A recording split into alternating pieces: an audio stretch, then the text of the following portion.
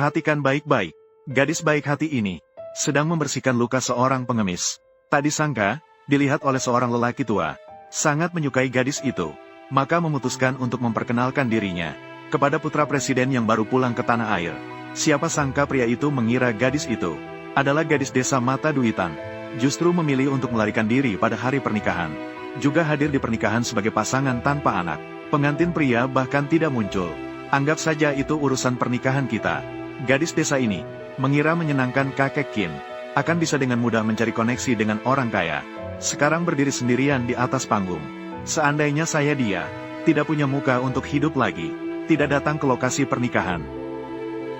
Ini ingin menghalangi saya masuk ke pintu rumah Qin.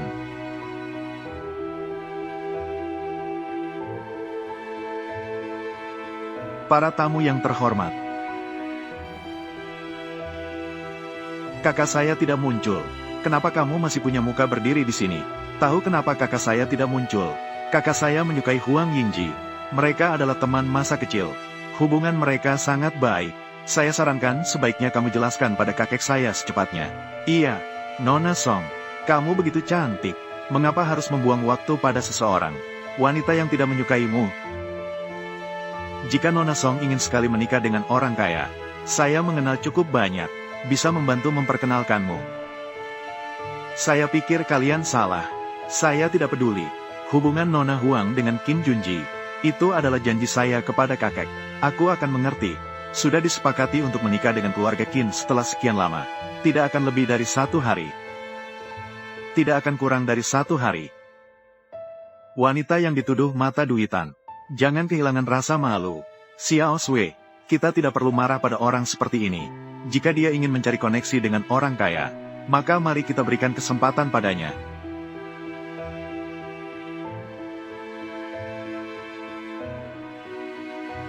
Menikah. Orang bodoh adalah orang bodoh. Penjahat, apa yang kamu katakan? Hanya ketika pria itu meninggal, barulah bisa digantikan. Hidup tapi mati. Kamu berbicara sembarangan. Bagaimana mungkin saya mengutuk kakak saya untuk mati muda? Berhenti. Yao, jangan takut. Kakek akan membela kamu. Tunggu saja. Hai Huang, keluarga kita sudah bersahabat lama. Ada beberapa kata, tidak perlu diucapkan begitu jelas. Tapi jika tidak diucapkan, saya tidak bisa menahan rasa ini.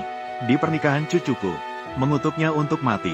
Siapa yang bisa menahan rasa ini? Apakah kamu bisa? Itu karena pendidikan kami di keluarga Huang yang kurang ketat. Membuat semua orang tertawa.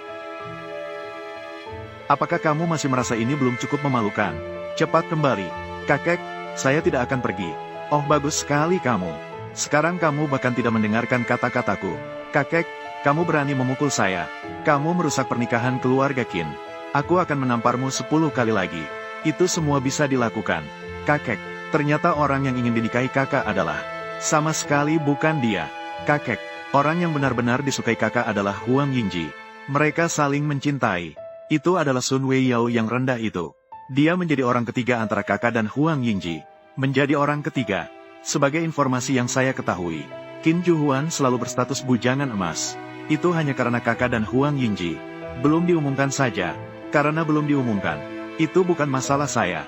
Sambil bertunangan dengan saya, sambil menjalin hubungan gelap dengan wanita lain. Ini seharusnya masalahmu, kan? Kakak Han, kamu ada ketertarikan terhadap calon istri, ya? Hanya seorang yang penuh tipu daya. Hanya seorang tukang gosip saja. Ini adalah calon istrimu. Apa ini baik-baik saja? Dia juga pantas. Baik, ada yang bisa kita lakukan. Pernikahanku. Orang-orang yang tidak berkepentingan tidak diizinkan hadir. Silakan pergi. Kamu siapa sih? Berani-beraninya mengusir saya. Akhir dari panah. Tidak mendengar? Keluarkan orang yang tidak berhubungan. Usir keluar. Kakek Qin. Keluarga Qin dan keluarga Hua adalah sahabat lama. Kamu tidak bisa. Usir keluar. Minggir. Minggir.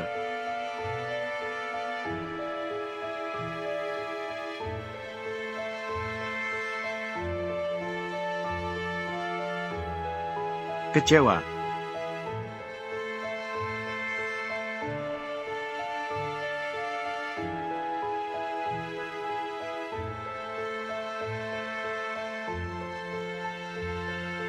Kakak Han, saya tidak mengerti hari ini. Saya keras kepala sendiri.